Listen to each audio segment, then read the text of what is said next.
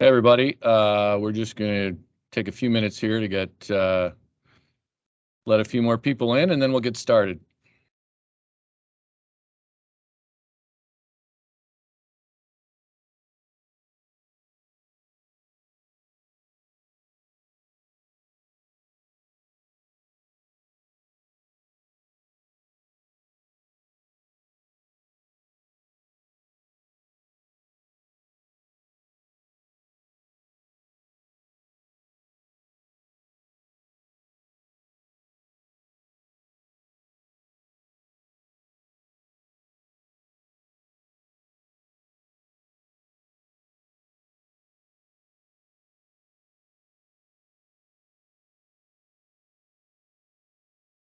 You could probably,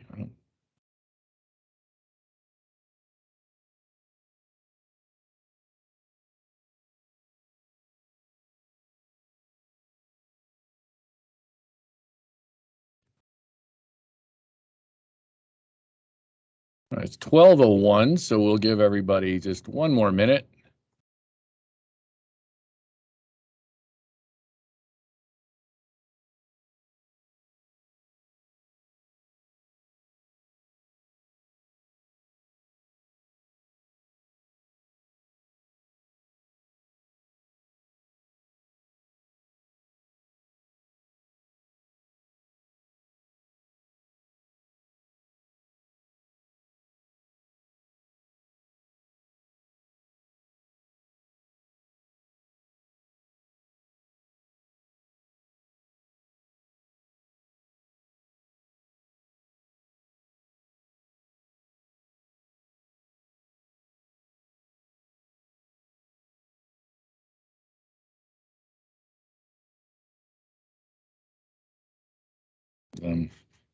How do I make their cameras available?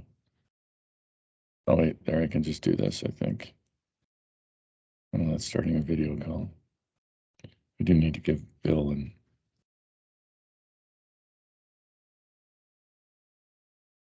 just had one more person join us, and we are going to give Bernie and Bill access to the camera and microphone because it will be a difficult session if we can't hear them. So we'll do that, and then we'll get started.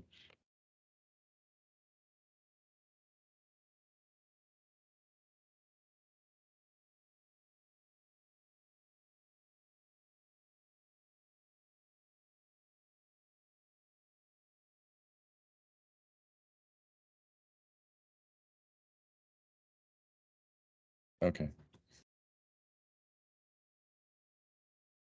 All right, so Bernie and Bill have access to cameras. In fact, everybody does have access to cameras. Hi, Bernie. Good afternoon, everybody. Hi, Bill. Hi, Dean. Glad to be here. Welcome to everyone who's joining us throughout the curling world. Appreciate everybody's time here today. I'll introduce our group. We have Bernie Mullen, who's the founder and chairman of the Aspire Group, and Bill Fagan, who's the president and CEO of the same company. And one of the reasons we've invited them to this seminar is, as a lot of you might know, we are always thinking about conversion and retention rates in curling and how we can improve them. See from Dan O'Toole, does anybody else not have audio? I have one person saying they don't have audio, so I don't believe I'm muted. I can hear you, Dean. You can hear me? Okay. Yeah, I shouldn't be muted, everybody. Anyway, so we'll carry on here, and if somebody, Jenna Burcheski's here, and she'll help people who can't hear it. But so conversion and retention in our sport matters. And if we really look at it with the limited amount of data we have, our conversion and retention rates are not probably where we'd like them to be. So anything we can do to improve those is going to be valuable, and Bernie and Bill certainly have experience in conversion and retention. That said, we also understand that, the people on this call, we certainly know the nature of curling facilities and how, a lot of us run as all volunteer or lightly staffed operations. So I think what's going to be valuable here is to try to find the commonality between what Bill and Bernie do and how we can implement some of those ideas in our sport. So with that, I'm going to turn it over to Bernie and Bill and ask you guys to just sort of quickly, I introduced you. You can give us some background on the work you do, and who you work with, et cetera. Happy to do so, Dean. Thank you. Again, good afternoon to everybody. I'm Dr. Bernie Mullen. The background was a professor of management, sport management, and marketing at the University of Massachusetts. For 10 years, we built the sport management program, then 30 years working in pro sports, 10 years in Major League Baseball for the Pirates, Rockies, and consulting with the Dodgers. Then Vice Chancellor of Athletics at the University of Denver, Senior VP at the Rockies, and then Senior VP, Chief Marketing Officer for the NBA. We built the best practices, where a lot of what we're going to share with you is those best practices. And then CEO of the Atlanta Hawks, Thrashers, and Phillips Arena, as it was called in those days. And then 14 years with the Aspire Group. Smartest thing we ever did was our first hire was Bill Fagan as our CEO. And so I'll pass it to our Sports Business Journal 40 Under 40 awardee, our CEO, Bill. Thanks, Bernie. Dean, thanks for the introduction. Glad to be here. Briefly, I've spent the last almost 20 years of my career in the membership space, meaning what we call fan or member relationship management. And that is to say that everybody who is a participant and or a fan of the sport property, we believe that there should be a one-to-one relationship from the property to that individual who is supporting or participating. And so, what we'll talk about more today is our philosophy around that and how we believe it applies to that.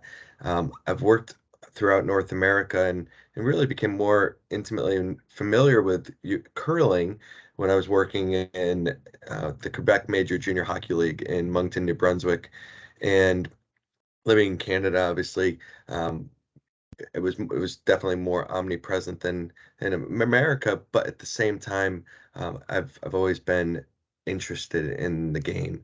And so, that being said, what we do every day is we have staff that represent properties that are servicing those relationships, and we believe it all starts with that retention of that existing customer, that existing member. And so we're going to talk through that today. So I've done my best to share the screen, so hopefully you can see that, and we'll jump right in. Great. Bill, you're not the first person involved with hockey to spend time in Canada and become enamored of curling watching it. So I know a lot of NHL players do. So They that's certainly true. do. So the theme of today's discussion is what we call MMSS, or Membership Marketing Sales and Service. And so the idea is that there's an 8-point ecosystem or philosophy. And so the philosophy provides us with this comprehensive roadmap to how you engage with your current and prospective members, however you identify those locally. And the idea is that we want to increase their avidity and their attendance or their frequency to participate. And so we've broken this into 8 points.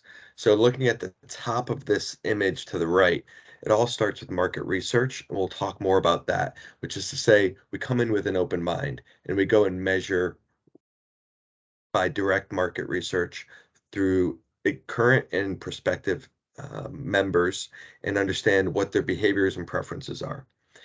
Then we have our strategies and tactics. Our strategies are in that orangish color in the middle. Retain first, then grow, then acquire new members. And the tactics are how we do it. And the idea is that it's capture. What we're talking about in capture is data, fan or member contact data or participant data or anybody that comes through the club. Then communicating with them. We'll talk about the various ways we communicate with them. And then closing, which is any kind of transaction. So their membership or any other transaction, anything else we can sell them as they're participating with us. And then last but not least is we measure every single thing we do. So that's performance analytics. That is to say that every activity is measured, and then there's performance measurements behind that. Bill? Oh, wait, I think it's gone now. Just your chat, your chat had shown up on the left side of the slide, right there. Yeah. Okay. How's If you that? maybe close your chat. I'll tell you if anybody says anything mean. Terrific. Great. All right, so it starts with with our market research, and so there's a few things that happen in here. On the front end, we have a dedicated team that looks at, are we priced appropriately? Are there any barriers to entry? And what is the value really of what we're doing? And so we have what we call SAM, which is strategy, analytics, and marketing focused people that do this every day, and they are looking at member experience. And one of the fundamental things we say is, we don't believe our own BS, which is to say that we go and ask the members or that actually attended and visited the club and say, how was your experience? And the idea is that you do this within 24 to 48 hours of their visit to us, really ideally the first visit, and we go ask them a quick short survey, typically delivered via email, and just ask them about their experience, and we're capturing that. We know that the people that fill out those quick surveys are more likely to return, and so that's one measurement tool that we use. And then the great news about that is if we're doing it that quickly, we can then address any concerns or issues that they had while they were visiting. And so quick feedback, important feedback. And then No, I'd say, that's great information too, because I do know from working with our member clubs that some of the more forward thinking do just that, not all, but do follow up with that kind of email. Of course, we're, like I said, volunteer-based organizations, but that validates that. And in fact, we got feedback in this past year about having a video to go with that email, or a link to a video to show the post learn to curl or any other kind of experience. We have that video just for anybody who's interested. So sorry, carry on, but I just wanted to mention that because it validates what some of our more advanced thinking clubs are doing, and validates what I tell clubs to do. Yeah, no, we appreciate that, Dean, and thank you. I think on the front end, we're not pretending to be curling experts. We can tell you what we do in our core business, but as Bill has already said, we are into membership marketing, and our concept is it's marketing, it's sales, and it's service, because so much is about retention, and that's really important. And in the 14 years of our company, we've generated over $1 billion of revenue for our client partners. The properties that we work with, which is, some of the biggest pro leagues in the world, certainly some of the biggest professional teams in the world, overwhelmingly college, and then obviously a lot of other sales and service organizations. So this is the core of what we've learned, and we offer it out to you as to what is appropriate. And we are very cognizant that so many of your clubs are volunteer-run organizations, and therefore some of the strategies we're talking about are labor-intensive, and you need bodies, whether they are paid bodies or they are volunteers. But we also very much believe that you reap what you sow. So I'll pass it back to you, Bill. That's right, Bernie. And we're suggesting that of all the things, the place to start, if you could do one thing, it would be market research and listen to your members and those people that are already visiting and already attending. And also, to the extent that you have the data on your non-members or just casual visitors, the learn to curlers, if you will, anything we can learn from their experience obviously can help form any membership strategy moving forward. And then we use all of that information and measure it at the end. And so first we'll hone in on our strategies, starting with retention, which is that top box. Apologize for the smaller print, but the idea, job number one is retention. So at your local club, you know how many members you have, and we know that the most important way to grow membership is to keep what you have today. And so we know across working across the globe in 11 different countries, hundreds of sport and entertainment properties, that if you're not retaining at a minimum of 85% of your members year over year, it's going to be really tough to get back to last year's number, because that 15% gap or hole means you got to go out and work that much harder to get new members. And if it's greater than 15% gap, it's going to be really tough to get to last year's number, let alone even grow. And so we do focus quite a bit of energy on retention, because those are our most avid customers. Those are the people that are most engaged with us. And so membership strategies. So that the idea is that from the time that they commit or sign up for their membership, what are we doing on a 12-month basis to engage with those existing members, both when they're on site and when they're off site? So we believe that on average, there should be at least 6 to 8 touch points per year per each member. And that may mean literally them being on site and participating. That's great. That's a touch point when we're engaging with them, but it also could be an email that's dedicated and personalized to them. It could be a text message to them. It could be any form of communication that's engaging them and just simply saying thank you. And so if we're doing that and reminding them in a nice way, we're not asking for a sale. We're just simply saying thank you. We're collecting their feedback. That's job number one. If we're doing that on an average of once or twice every other month, then we have a sense, or we have a pulse on what their likelihood to renew is, and their likelihood to retain. And we know that those existing members are our best resource for future members, because they're going to provide the best referrals, family, friends, colleagues, associates, that they can speak and preach their story about how much fun they've had and how much they love the game, how much they love the sport. After we've retained at a high level, Hey, job Bill, number, just before you go on for one quick second, I'm please. sorry. For everybody on the call, a key performance analytic metric you need to have, so you can see in the initial model, the last point was analytics, measuring everything.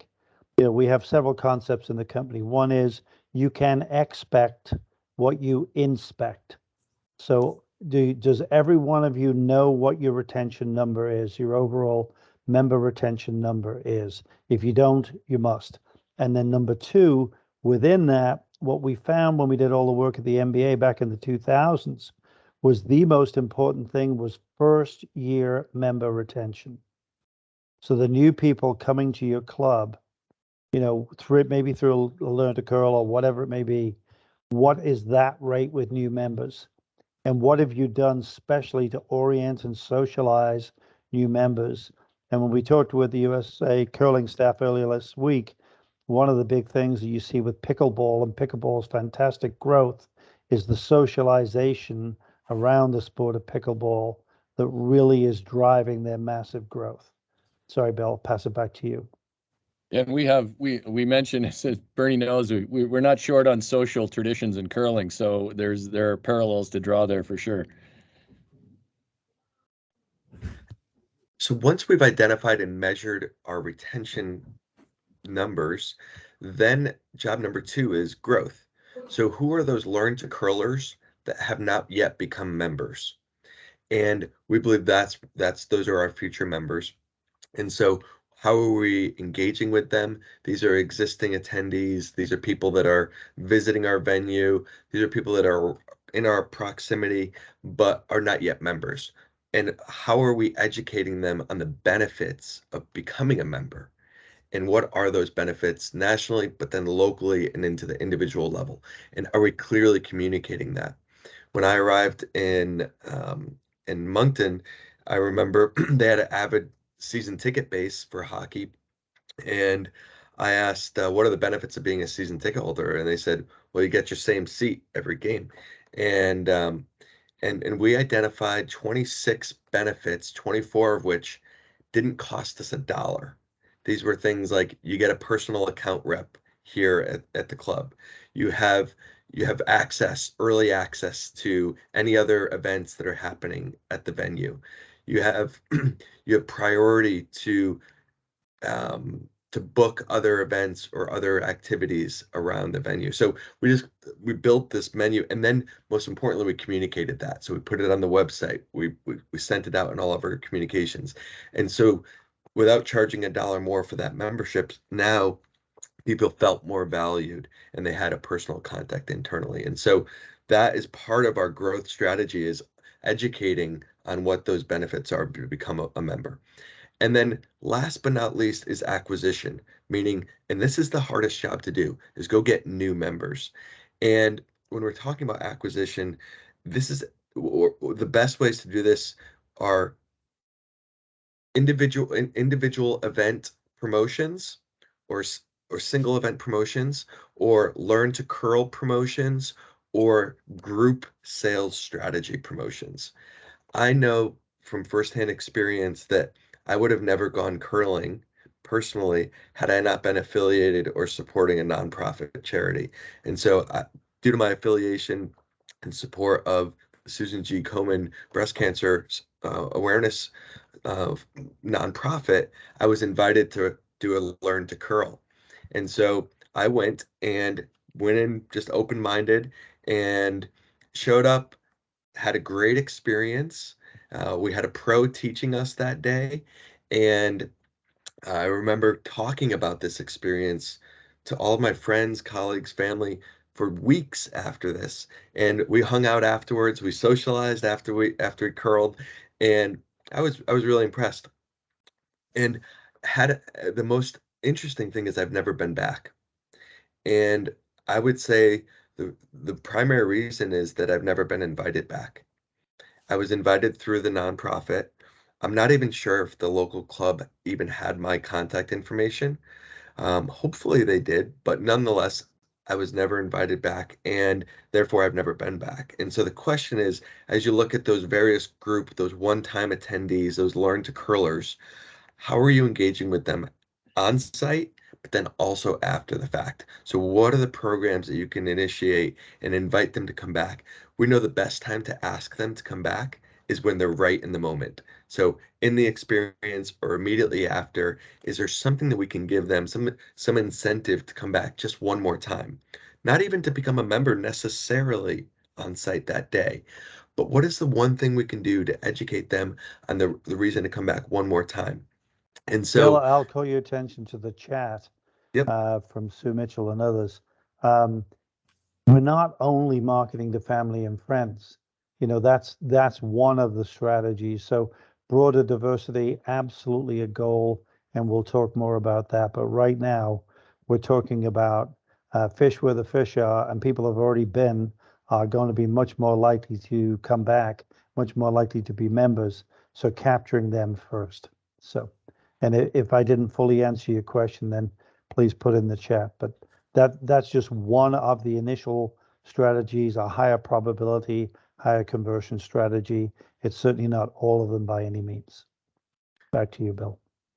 one of the key statistics we know from our own performance analytics and membership is that, and in group attendees specifically, is that over 80% of group attendees that are attending a Learn to Curl, for example, first-time attendees tell us that they would not have ever attended had they not been affiliated with the group that they attended with. So whether that was Or did you leave them in the dryer? Oh, Hey, Hillary, if you can go if on I could mute. just ask everybody to put themselves on mute if there's any background noise. Thank you. So over 80% of people tell us that they wouldn't have attended had it not been for their affiliation. So in my example, it was the affiliation for the nonprofit, but the same rules apply for youth sports organizations, adult rec organizations. So when we talk about diversifying the sport of attendees and members, it's what groups of all across all categories can we invite out, and because most likely those attendees have never been out before. And it does typically start with one influencer or one group leader that may already be affiliated. So to that point, it's, what church do they go to? What social organizations are they a part of? What are their kids and family? Where do they work? And could they do a work outing? Could they do a team building activity through us? And so, and do we have programs that support that? So I'll pause there as we continue. Yeah, we'll get into a lot more of that. How do you get them on? You know, how do you diversify who that fan or participant or member base is in a minute. And I see the note about the pickup and pizza events. I love that.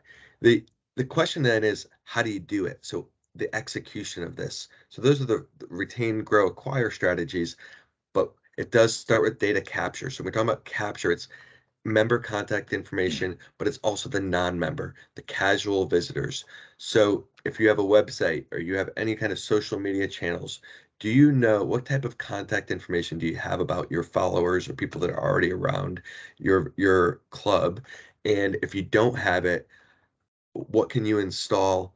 Enter to win strategies. So do you have someplace on the website where they can enter to win something, a pizza party, an event, a rent the venue type experience, all of those things to get contact information. All we need is name, phone number, email, ideally, and if we can get more than that, that's great.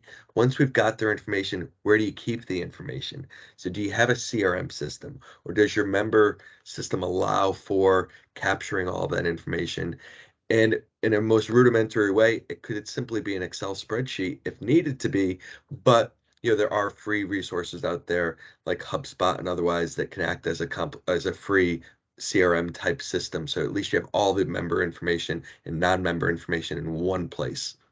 Once we have the data, then it's about communicating with them, communicating within 48 hours. So the idea is that within 24 hours of them attending or being around us, we capture their data, capture their information so we know who they are, because then we can't communicate with them without that. Obviously, we need their permission. They've opted in, they've provided us their information.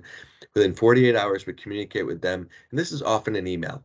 It's a communication to say, thank you for your interest, thank you for stopping by, whatever it may be. And then last but not least, it's close. So what's the call to action? So it could we typically do like to start with a thank you. Thank you for visiting. Thank you for being out here. Thank you for participating. After the thank you, it's what's the call to action? And the call to action could be about an upcoming, did you know that on the upcoming calendar, in the month of October, November, here's our upcoming events that are open to the general public, and inviting them to come out to those. If there's a multiple event type package that they can purchase, great, we can give them that option. We know that the conversion on those general emails is going to be very low in the single digits. However, what we can see, if we can measure the email tracking, we can see how many people opened the email, which is a good sign, how many clicked on any links in the email, that's an even better sign. And then of course, if there was an option to purchase anything, we can see that on the back end too. So we measure all of that. So we have a good sense of what's happening. And then finally, it's the measurement of all of those activities. So what you see on the screen here is an example of a performance analytics report. So this is a dashboard. Ideally, you'd have your own dashboard for your club, and then there'd be a kind of roll-up dashboard so you can see how you benchmark against all of the other clubs across the country. And what we measure, of course, you know how many members you have. We would call that the fruit or the result. But we're actually equally interested in the root. So what drove those people to actually purchase or attend? And we call that the root. So that's all of the activity that we have. And so that would be, in our world, that would be how many phone calls we make, how many emails we make, how many events we have, how many face-to-face opportunities we have to engage, how many people have actually been through the venue. And so we measure all of that activity because we know the more activity there is, the more fruit there will be, the root and the fruit, just like a tree. And so we measure all of those things. We believe in daily measurement, but we do the dashboard reporting on a weekly basis. And then we look at week over week, year over year. And so we can isolate any variables that are driving the actual result. Yeah, and I think the model, again, got to be realistic for the resources you have, full-time staff. And obviously, in a lot of college athletic programs that we work with, and we work with well over 40 of them, where most of our employees are actually on site, which we know is a luxury you don't have. But it's what are the elements of this model that you can actually do. The tactical implementation, which is when you have all these events at your curling club, what can you do to capture the information?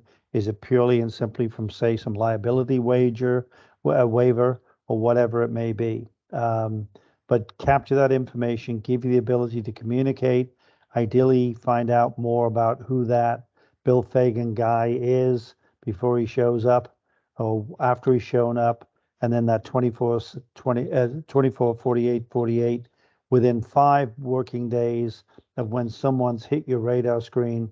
Ideally, you've got more information about them. You've been able to send them a text or an email that is intelligent, meaning it has knowledge of who they are, what they're likely to be interested in and likely to buy or bite on. And then in our case, we do follow-up phone calls, which you may not have the abilities to have. So what the conversation we've had with USA Curling has been about is what intelligence, best practices, support can USA Curling's national governing body provide to each of you in the member clubs to really help. And that's really what it's all about. And the last thing I would add to what Bill said is you need a full menu of products which are attractive products. So we call it an escalator. And the reason it's an escalator is marketers, when you have shown an interest in curling, we want to bring you on to try it in person at the club.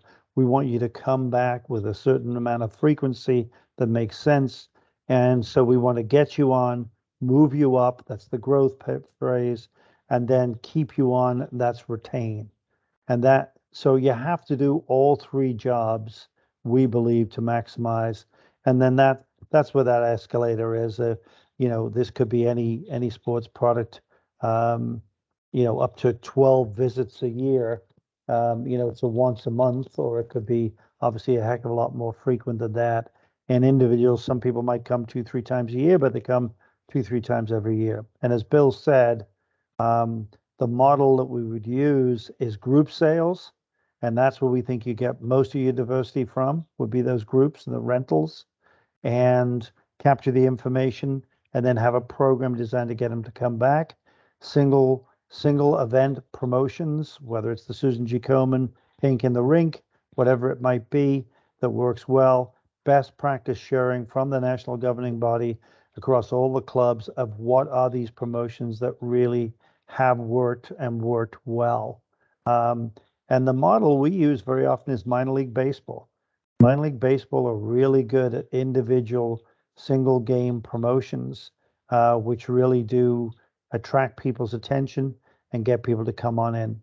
So, it doesn't matter whether you're a church or a place of assembly or worship, whether you're a dry cleaners, whether you're a gas station, whether you're a restaurant, whether you're one of us, the over 300 sports properties in our history that we've worked with, you've got to get them in the door.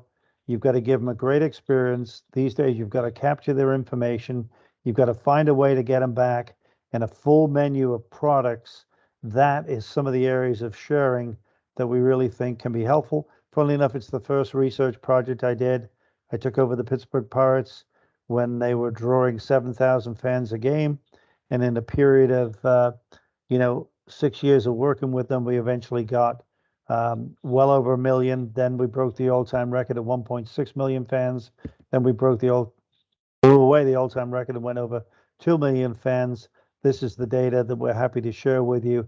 It's old, but it makes the point that if you look in that middle tab, it wasn't a whole hell of a lot of new fans coming that took the Pirates up 60% in attendance from one year to the next year, and then took them up again to another 25% increase above that. It was the attendance frequency was the key.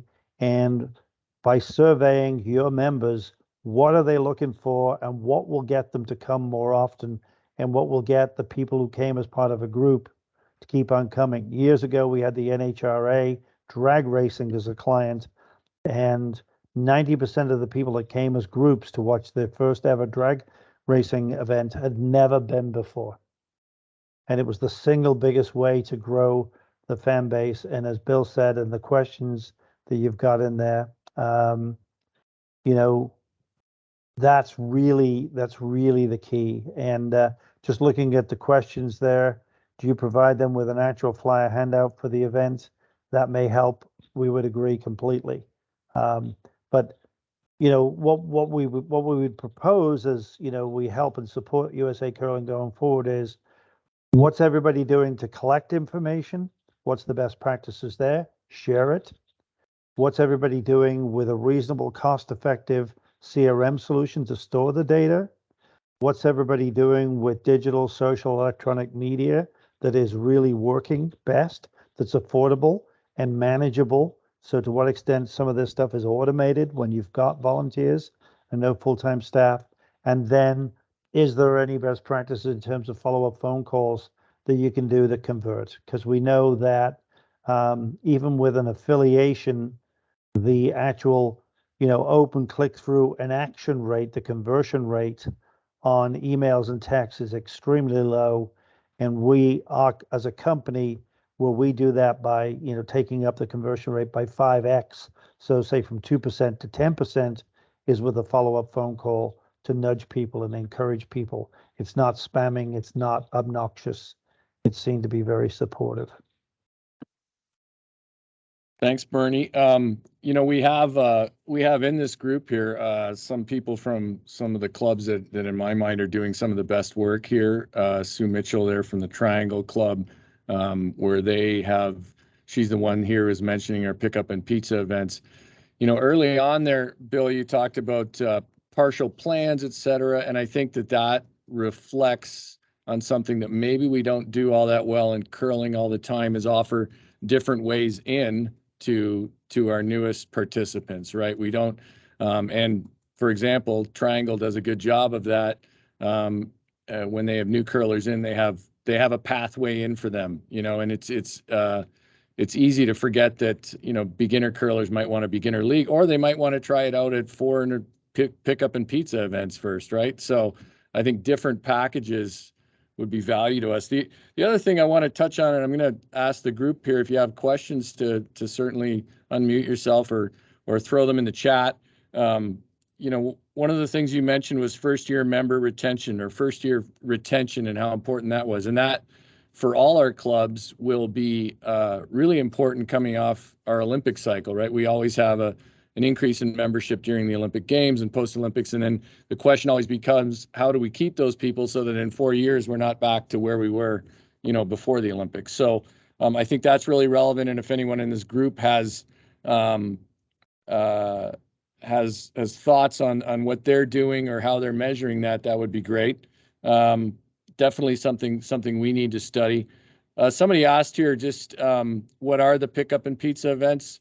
Sue, if you want to talk about what you do with those, that's great. If you don't, I can ramble on. Can you hear me? Sure, go ahead, Sue. I call it a reverse rental. So we all know it's gotten easier with Venmo and such and Cash App, but hurting your friends to get that $40 from all of your friends, and then all of a sudden you're out this money. So I book the ice, and say 2 Saturdays a month, I book the ice, and I get people. We have the pizza first. Use a local pizza shop. Make sure it's decent pizza. I get volunteers because I feed them pizza. And I let them instruct as best as they can and as quick as they can, as safely as we can. The safety is the most important thing, and making sure the participants have fun. So as soon as we get people sliding and sweeping and getting a rock the full length of the ice, we're playing the game. So we try, and there's actually on our YouTube page, Triangle Curling's YouTube page, you can see we record the last couple ends of the event as well. So then people can go and see these good shots that they've made after the instruction and share those in their social channels. 2 weeks ago, we had somebody, he's like, "You're recording this? My parents are in Venezuela." He was from Venezuela. He's like, "I got to get my parents to watch this." I was like, "Well, go message them." So and we have a lot of people who maybe we're in Durham, North Carolina.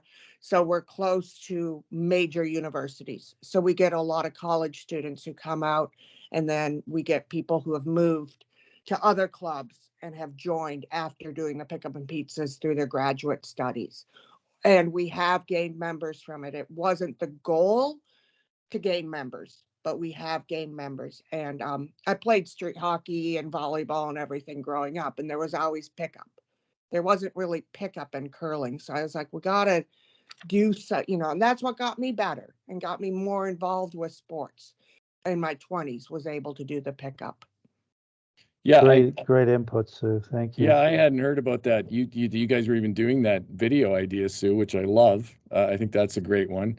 I'm going to throw this over to Bernie maybe, but there's a thought in here that most of the focus is around attracting passive participants, people who come to watch. I think when we're talking about fans, we're talking here about members curling regularly. Correct. But the challenge is getting active, regular participants, and I think that's what you mean. Active, regular participants. I think Bernie speaks to your frequency message, right? Correct. Very much so, Dean. And it is, it's a comprehensive strategy. And I think that's where obviously interactions we have with you going forward is got to be, what are the best practices and all the different elements. So we have a comprehensive structure of what are the best get them on strategies, groups overwhelmingly, individual promotions, special events and attractions, gets them on. What's then the best strategies of capturing the data non-intrusively? Because I'm the world's worst. I mean, it's my business, but I'm the world's worst of, what the hell do you need my data for? I just go in and buy a suit or a shirt or a tie. Can we have your phone number? No, I don't want to be spammed, But what are the techniques that do that?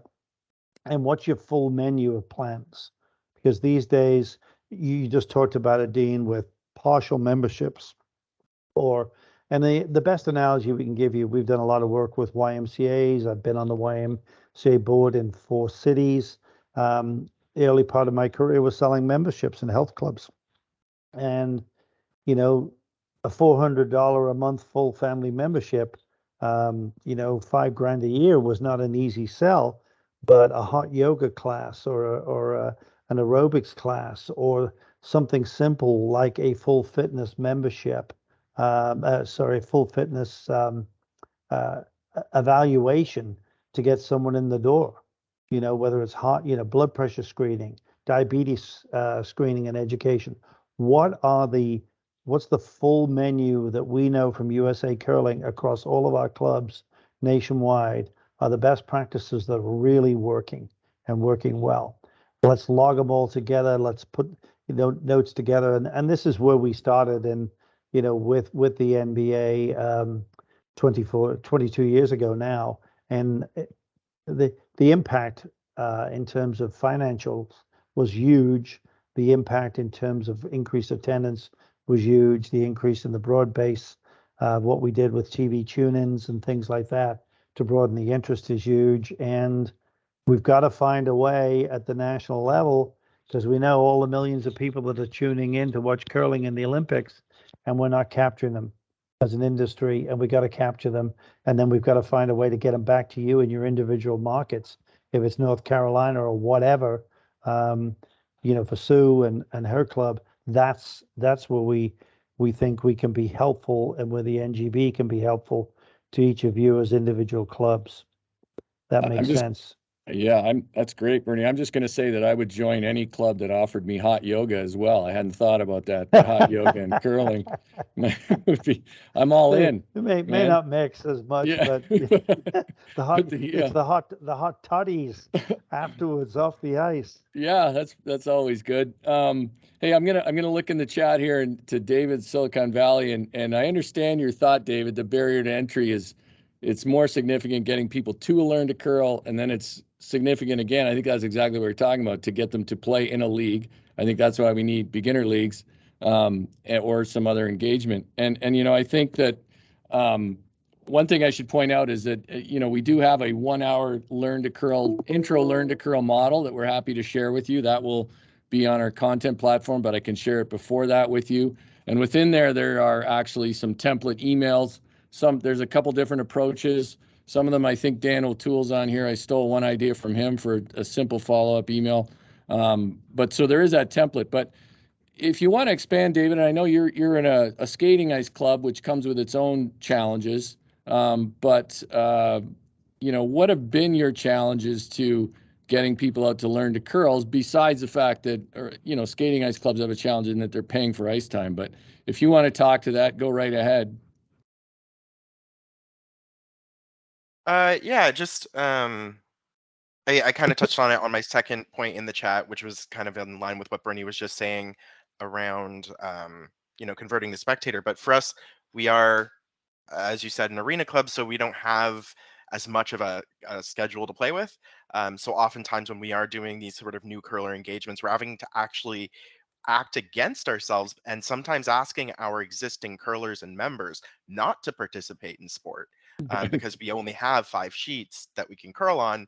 And if it's a 5-sheet league, I have to say, can you take a bye week? I'd love you as an instructor, when really what they want to do is, but you just sold me on all this engagement with curling. I want to curl. Luckily, we all know the community loves, the worst thing you can do is ask a curler to talk about curling because they won't stop. And so we're fortunate in most ways there, but yeah, it's a challenge. I would say that I love the points about automation. Totally on board with that. I mean, we are in Silicon Valley and we rely on it because of our volunteer heavy base. People are busy with their own lives when we would love for them to be contacting these potential members. So the challenge is finding automation that's cost effective, because as an arena club, like, our ice expenses are huge. We're paying over $1,000 every time we step foot on the ice. So that's the part where, like, would love to do more there. It's just really hard to justify spending that money when that money could go to buy ice. Well, I'm going to commend you for turning a 10-year spectator into an active curler, David. And I know the efforts you guys take out there. Bernie and Bill, our arena clubs are filled with probably our most dedicated curlers who have to keep rocks in freezers and bring them out, et cetera. So they do have some real challenges there. Do you guys have any thoughts on platforms for automation or ways the clubs could automate beyond, say, the standard MailChimp, Constant Contact, et cetera, like that? Yeah, I'll let Bill chat with some more detail on it, but I want to back up a little bit. The previous chat, I guess, I can't remember who it is. Oh, but Lindsay, I guess we must have done a terrible job, because we're not talking about attracting passive participants at all. We're talking about active participants and spectators as well. I mean, the same techniques in our experience work for participants as well as spectators.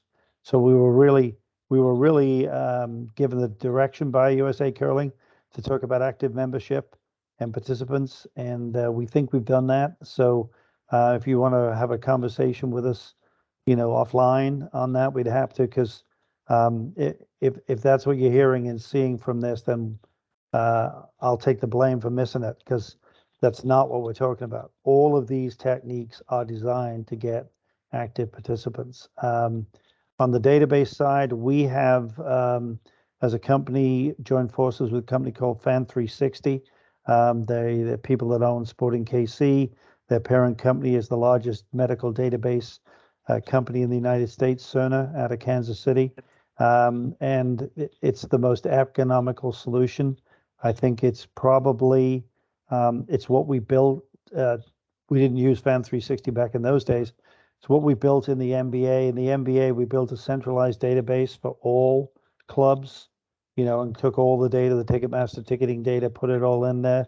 So Bill, I don't know if you want to add more to that, but I think Dean, and that's a conversation that we should have with you and Jenna and Jeff, maybe, about what would be a national governing body solution that we could all tie into. Yeah, and definitely would. Long-term thinking here at USA Curling, what we'd like to have is some sort of seamless app that can help clubs manage their learn to curls, capture data, et cetera. So yeah, we'll have that conversation. Go ahead, Bill. I didn't mean to cut you off. Yeah, and it comes back to data capture. So how do we capture as much information as possible and communicating with them. And there's a lot of parallels, of course, here to gym memberships. We spent a significant amount of time working with the YMCA and their membership strategy. And the reasons that people become a member of a YMCA oftentimes is because of the gym. They work out there, but it's a lot of other things too. And so during the pandemic, when those gyms were closed, those members, those gym members, opted for other activities to do. Buy a Peloton, go walk outside, go to a yoga studio, whatever it may be. And so they had a real issue in terms of getting those people back.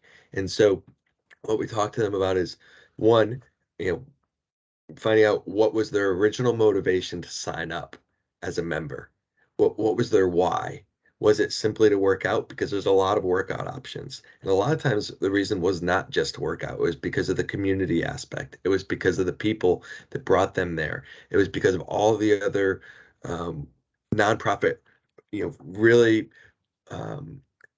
initiatives that engage the community, which is so different than going to a LA Fitness or another option. And so then, to Bernie's point about having a menu of options, it wasn't as straightforward as go become a full member again. It was what are the activities or events that get you to come out just one time? And do we have a menu of options for them? And then if they can get them out to one time, do we have an easy secondary option to get them out a second time or a third time and grow them up that escalator and thanking them along the way? And then finally, do we have an unlimited membership type option, assuming ice time isn't an issue, but so that they can have that access at, an expected amount of access throughout the year. And so those parallels are certainly true. And so we believe in the question around technology and automation. We do believe that as much of that as you can do within the resources that you have, it's going to save a lot of time. But we call it high tech with high touch, meaning technology is great, but you still need volunteers or some people to help make that technology and automation smart and actionable. And so that is equally as important as whatever technology you're using. It's somebody or some group of people that are actually managing that process. And it could be a part-time process to manage, and then using that information to engage at a more frequent basis, on an ongoing basis. That high touch piece is interesting, Bill. I know some of the there's actually somebody on this call here who they've had good success with emails that just say, to Bill, hey, saw you curled yesterday. How did it go? I mean, so that's not exactly an automated, MailChimp email. It's, you know what I mean? It's which can, I always encourage clubs to test both of those approaches, but you're right, Dean. It's just a simple touch. Yeah. It's just a follow-up touch and an opportunity to have that conversation. It's probably one of the greatest things. And now then the next thing is, what is the, in a sports team, it might be, here's a free scarf, 50% off a scarf, 50% off a hat, the next time you come back. Or what is the, voucher at the concession stand, for some food or drink the next time they come back. It's those kind of things seem to work extremely well. Yeah, I will say, I think a lot of our member clubs have gotten much better at this over the last decade or so. But just like there's plenty of things, we need to improve at USA Curling, there's room for improvement across the board here too. And certainly a lot of good ideas. I'm going to go back just quick. Sue Mitchell, I would love you to at some point share how if you do a waiver for that video. I love that idea. So share that with me later. If I could ask maybe Bill and Bernie a couple last question here, and just what do you think? And part of the reason we have you here is because you're not from the world of curling. We like to get outside ideas, but if I was gonna ask you one question, it might be like, what do you think keeps people from sticking with a sport in general, or what keeps them from not sticking? I'll answer from my experience with the racquetball health clubs in way back when. So this is 40 years ago with tennis. that we had problems with people quitting tennis. So when we had the nurse of the, the International Racket Sports Association, all the research that we did when I was at the University of Massachusetts, and it was simple things like it was other people on their team or who they played with, the partner. They would get moved with their job, leave the market, and all of a sudden they had no one to play with.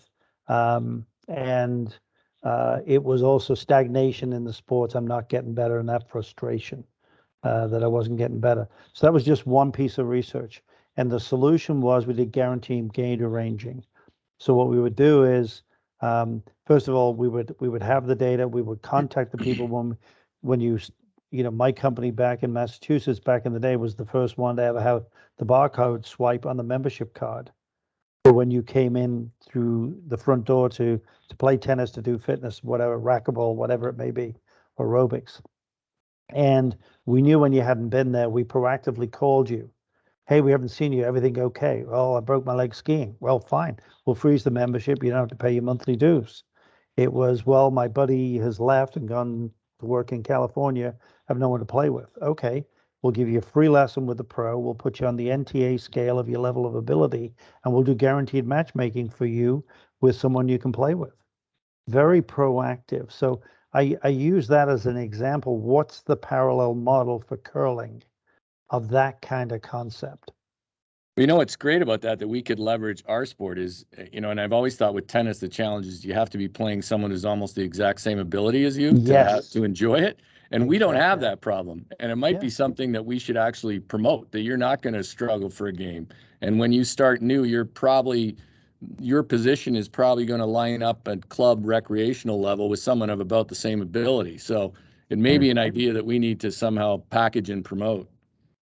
Well, love that. The whole, I do too. I mean, the whole thing that in retention was getting a dedicated customer service rep that would work with you so you had that personal relationship, and then an orientation for new season ticket holders, new members, to orient to and immediately have friendly faces, including you're sitting in section 101 row E. Who else is in row 101 row E? Yeah. As far as the number one reason we see why people don't renew their membership or they just lapse and don't return, it's the lack of usage. They're not getting the value out of it. And so if in a health club example, if somebody's not going to the gym, that's a big red flag. So we don't wait until they not renew their membership. We look at their attendance and when's the last time they've been out, and we target people that have not been out in more than 30 days, and we reach out to them with a personal touch. And if you can't make a phone call, it can be a text message. It could be something through some of the technology that we're using in the chat here. By the way, another tool that is out there available for nonprofits, because most all of our clients are nonprofits, and so they're able to take advantage of Salesforce's nonprofit licenses. So you can get complimentary Salesforce licenses as a registered 501c3. So just another tech company that makes that available, and those can be great tools for you to engage. But we know that people aren't attending, they're not going to come back because they're out of sight, out of mind. Our biggest competition is literally every other thing that they could do with their time. And the less time that they're engaged with us on site or on any of our channels, the less likely they are to come back. You bring up a good point, and I'll admit to a mistake that I've made in the past year, and that's following up with people that don't show up for a while. And where we have scheduled league games, so we sort of know who's showing up, but we should probably have a practice at a club. If someone asks for a sub multiple weeks in a row, we might want to reach out and find out why, especially if they're a newer curler. I mean, and my mistake, as you talk about it, is I played in a fun league with my wife a couple of years ago. It was like Tuesday nights, and we had a guy in our team for one of the draws, and he missed about 5 weeks in a row. And I probably should have reached out. I thought maybe he just didn't like me, But and then he showed up once and his shoes were all muddy and he came out and got mud all over the ice and then we never saw him again. But I made some mistakes there. I should have followed up with him early and found out what he didn't like about it, besides maybe me. It was a last thought, Dean. I'm sure he did like Yeah. you. You're very likable. But we probably should have changed the wording here, the attendance frequency escalated so much as the participant frequency escalated. So I don't want to have people lose the idea that, as Bill just said, we're very much in the business of getting people to get excited about a sport, whether as a participant or as a spectator, or a physical activity or a social activity. And the more avid they are into that activity, the more likely they are to be retained. If they're not avid in that activity, the more likely they are to leave. And as Bill said earlier, we know that with your membership base, you're not renewing 85% of it, your membership base is going to decline. It just does. Because there's no way you can fill that 15% hole or bigger than a 15% hole in any given year. And so that's why our orientation is to help you build your membership base, build the revenue base, and then maybe you can do more of the marketing, that we're suggesting. And this was always designed to be very much an introductory conversation, hopefully of value to you guys, and then to get the feedback, obviously, from everybody in the different areas.